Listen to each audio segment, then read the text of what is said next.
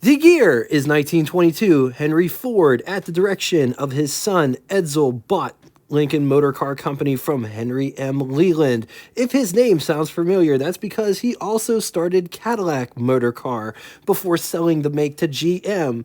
In this episode, we will cover both eras and/or generations of the Lincoln V12. It's important to note that we are not covering the Liberty V12 that Henry Leland built during World War I. That engine will be covered in its own episode, a different episode than this one. Lincoln had two distinctive V12 eras and/or generations. The first era had three displacements: 448, 382, 414. The second era and/or generation is more commonly referred to as the Zephyr era: 267, 292, and 306. It's important to note that this is an engine overview episode, so bore and stroke sizes may be rounded. We're not getting into how to take these engines apart and what parts go with what, just an overview. In 1932, Lincoln would offer their first V12. Prior to this engine coming on the scene, Lincolns were powered by 8 cylinders. In 1932, Lincoln offered two models, the KA and the KB. The KA cars were powered by a V8 power plant, whereas the KB cars had this V12. 448 cubic inch displacement flathead, 65-degree V12, 7.3 liters. It's good for 150 horsepower at 3,400 RPM, 292 pound-feet, or 396 Newton meters at 1,200 RPM, with a bore of 3.3 inches and a stroke of 4.5 inches. Compression was 525 to 1.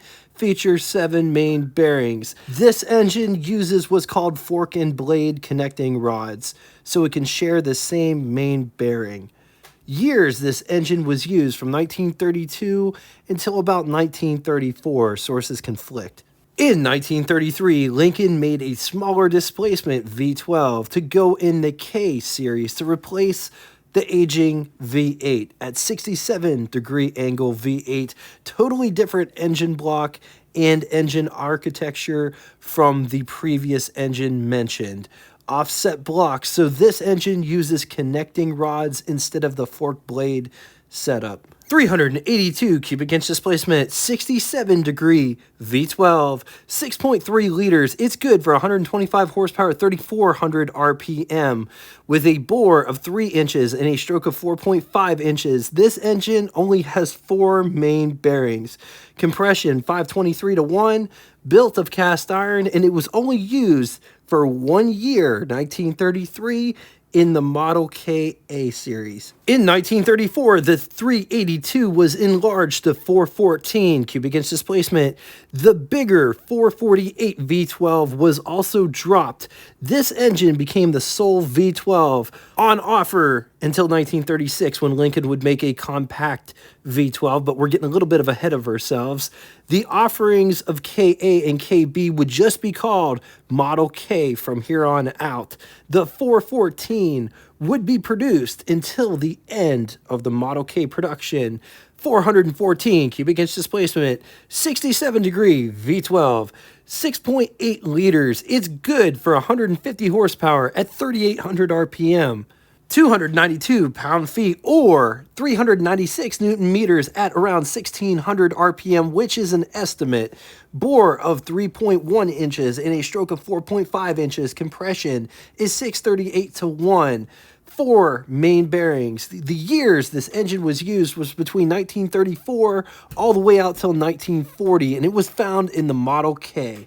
In 1936, Lincoln built a more compact V12 to use in their Zephyr line of cars. Let's back up for a second. 1932, Ford they debuted their all-new flathead V8 design. This V12 looks very similar to the Ford V8. The Ford V8 was 90 degrees, whereas the Lincoln V12 was a tighter 75-degree angle between cylinder banks. The engine used aluminum alloy heads as well as cast steel pistons. 2 water pumps on each bank of cylinders, just like the Ford design. 2 coils, 1 for each bank of cylinders. Introduced in 1936, 267 cubic inch displacement, flathead V12, 4.4 liters. It's good for 110 horsepower at 3,900 RPM, 186 pound-feet, or 252 Newton meters at 2,000 RPM with a bore of 2.8 inches and a stroke of 3.8 inches. Compression was 6.7 to 1, featured 4 main bearings. The years this engine was used was 1936 until 1939. In 1938, this engine was upgraded with hydraulic lifters, as well as going to cast iron cylinder heads that same year. In 1940, the 267 was enlarged. 292 cubic inch displacement flathead V12, 4.7 liters. It's good for 120 horsepower at 3,500 RPM, 220 pound-feet, or 298 Newton meters, which is an estimate at 2,000 RPM. Bore of 2.9 inches and a stroke of 3.8 inches. Compression 7.2 to 1. Features 4 main bearings. Years this engine was used, 1941 through 1942. They took a break because of a thing called World War II, and then they came back in 46 through 48. This would be the engine that would carry on after the war. The last V12 on our list, which is the rarest of all the Lincoln V12s because it was only produced for 1 month in 1942. It was resurrected after World War II, but then they went back to the 292 V12 because this engine couldn't be bored out because it had super thin cylinder walls. 306 cubic inch displacement. Flathead V12, 5 liters. It's good for 130 horsepower, 3,600 RPM, 240 pound-feet, or 325 Newton meters at around 1,800 RPM, which is an estimate.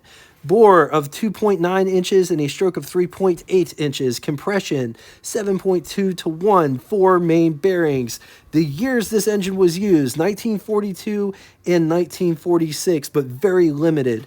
It could be found in the Zephyr or the Continental. Just like with the flathead Ford V8 design, this V12 had some issues.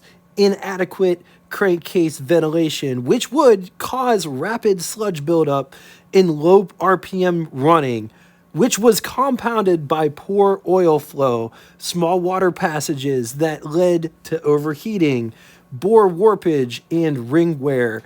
But it's worth saying that most of these issues were in the earlier engines. By 1942, they switched to cast iron heads, hydraulic lifters, and had some oiling improvements. 1948 was the last year of the Lincoln V12, going to the 337 flathead V8 Ford used in their large trucks. However, Lincoln would only use that engine for a few years. 1952, they would release the Lincoln Y Block, but that is another engine for another day. All right, now it's time for Would You Rather. All right, starting in the first scenario, which one would you rather have? 1932 Lincoln Model KB or 1940 Lincoln Continental or 1937 Lincoln Zephyr? I'm going to leave this here for a minute. If you need more time, feel free, pause the video. Moving on to the second scenario. Would you rather have a 1934 Lincoln Model K or 1948 Lincoln Continental or 1937 Lincoln Model K? Going to leave this here for a minute. If you need more time, feel free, pause the video. Now it's time for Name That Tune. First person to get both the name of the band and the song title correctly in the comment section will have their comment pinned to the top of it. Thank you all so much for coming out and watching this. If you'd like to get in touch with me, shoot me a comment in the comment section below or send me an email, which will be linked in the description below. Just know I appreciate everything that you guys bring in the comment section. And until next time, toodaloo!